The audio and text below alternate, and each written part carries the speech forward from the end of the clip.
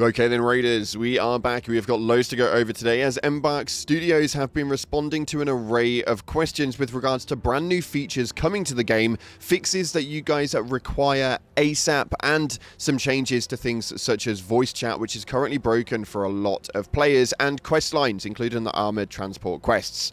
We've got loads to break down, so we're not going to mess around. We're going to bring it straight to your faces. If you haven't already, smash that beautiful like button and subscribe with post notifications turned on. It'd be greatly appreciated.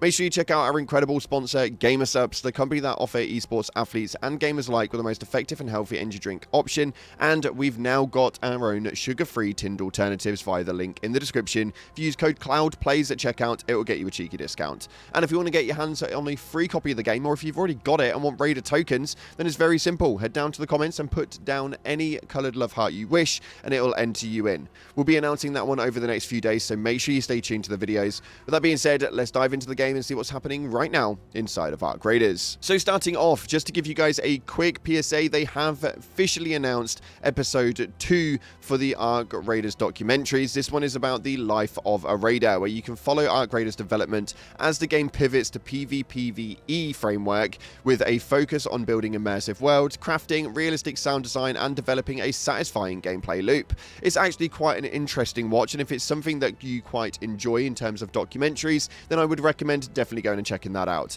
I'll leave the link down in the description for those of you guys who do want to check it later after this video.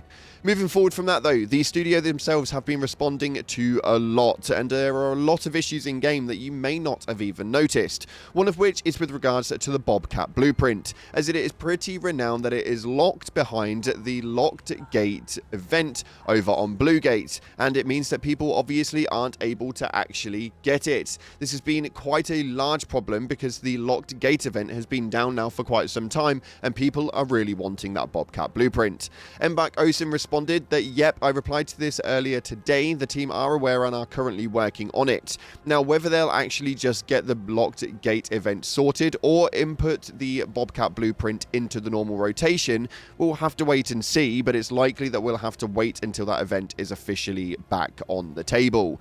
Kind of annoying because I actually am not 100% aware as to why that locked gate event is gone. They haven't really made a public statement with regards to that one, so if there's anything that you guys know about it, please do let me know via the comments section below, and we can report on it here in the next video. Moving on from that though, we've got a lot to talk about with regards to breaks inside of the game, as voice chat right now has been pretty damn sensitive for a lot of players, and is generally down to the equipment that you're actually using versus what it is that they've got on the system. Somebody was asking if there was going to be a patch for this fix at some stage so that everybody is actually able to talk, as some people are not able to utilize the proximity chat, and it's been quite frustrating for a fair few players.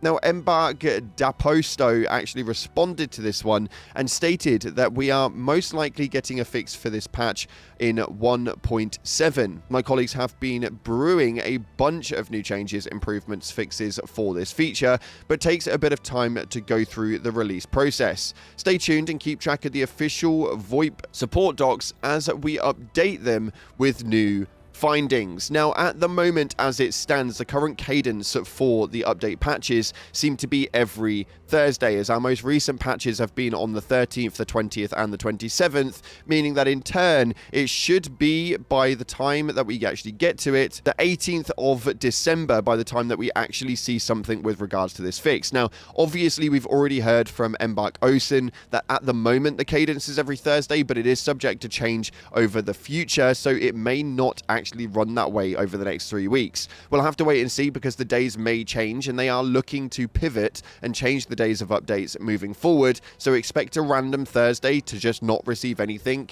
and it probably come at a later date from there. Moving in from that though, we've also got problems with some of the armor sets, one of which is the Lunar set, the astronaut helmet set that will apparently clip through your body, and it's really connected to the rest of it. It's a little bit of a strange one. It's a really cool set that a lot of people enjoy, but it is completely broken, or at least in the aesthetics department. Now, Embark Apple Pie actually responded to this, stating that you are right, it's a known issue that we're actually looking into right now because it affects more outfits. Unfortunately, it's not a super simple fix due to how our characters are set up in the engine, but it's on our and my radar. Now, to give you guys a bit of a back end of this one, Apple Pie is actually the technical animator of Embark Studios, so the fact that they're responding to that means that they are looking in those segmented areas inside of the Discord, so make sure that you are putting those messages out there, as you will receive some responses, or at least at points, from the relevant departments inside of Embark. Finally, though, we've got to talk about the armored transport quest. We mentioned this not long ago, that people were having a lot of issues once you find the key, and if you die with the key, then it will be gone forever. Well, right now they're trying to work on obviously getting that thing to actually respawn so that you can go ahead and redo that quest if you die partway through it. But until then, Embark Ocean has given you guys some helpful tips right here, as it states that my team tells me that you can still find a key on Blue Gate containers, lockers, and drawers, etc. But the spawn rate is really low. I love the fact that she has to put in there etc, because she may as well say just run around Blue Gate and you may well find one, but the spawn rates are pretty low for it.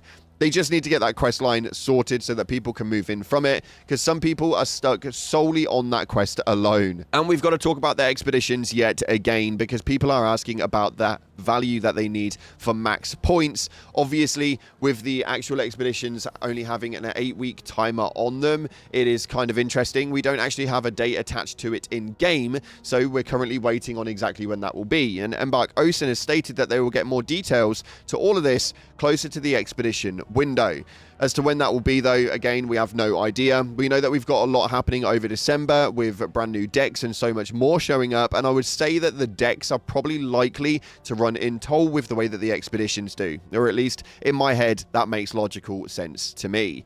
And if you guys want a new feature for the ADS, well, apparently an aim down sight feature is actually being worked on at the moment. Embark Ocean responded to somebody right here who asked if there were any plans to get a toggle ADS option soon, as this does seem to be a standard feature for most games, especially in that third-person angle. First person is generally something you can toggle in and out of, and I think it would be quite a decent addition to the game, although hopefully it's not something that actually works in a toggle motion, and maybe more that you can toggle the aim down sights more than just actually consistently aiming down sights. Embark Ocean stated that the team are looking into this one, so expect some sort of announcement with regards to the ADS in the near distant future.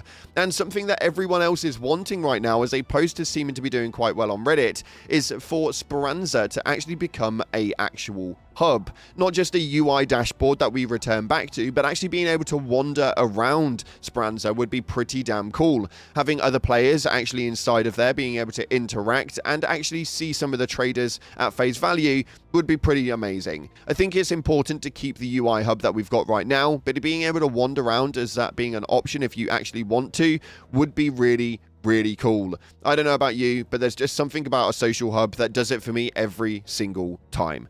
And finally, we've got to take a look at the top comments from the previous video as we went over the latest patch notes, the new cosmetics that have just entered the store, and so much more. If you guys want to stay tuned to everything that is Arc Raiders, we are covering everything that comes up on a daily basis. So make sure you stay tuned to the channel and hit that subscribe button with post notifications turned on. But the top comments from the previous video right here, the first one states, we need to mix skin parts. Now, this has been a conversation for quite some time. I know full well that the skins that they utilize inside of the game are absolutely amazing, but just like all of you, there are some helmets that I would love to put on other armor pieces, just because I think that they fit better, or at least for my style, I think that they would style out a lot more easier.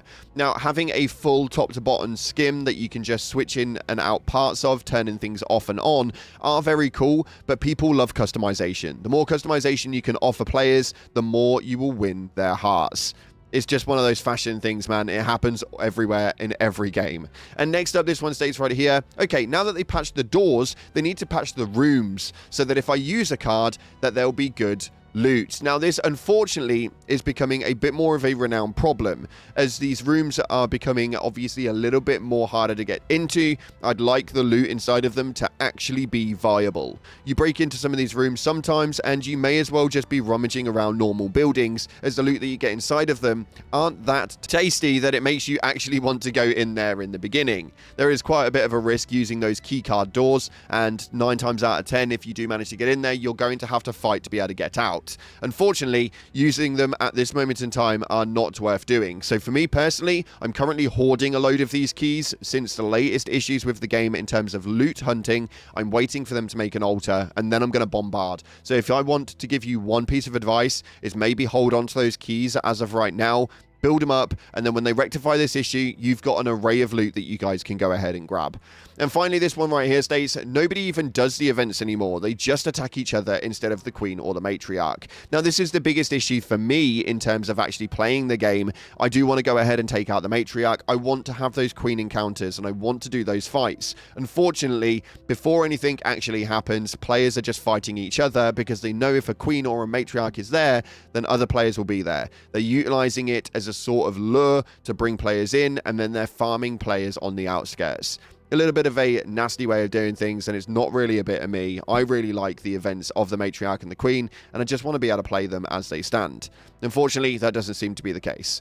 I would state that the happy medium here is if you don't want to utilize it on a basis of taking out PvP, maybe having boss fighting counter missions where it's just a PvE sector for players versus a big enemy, then that may well work. But again, it's really issued out to how the developers want to play their title.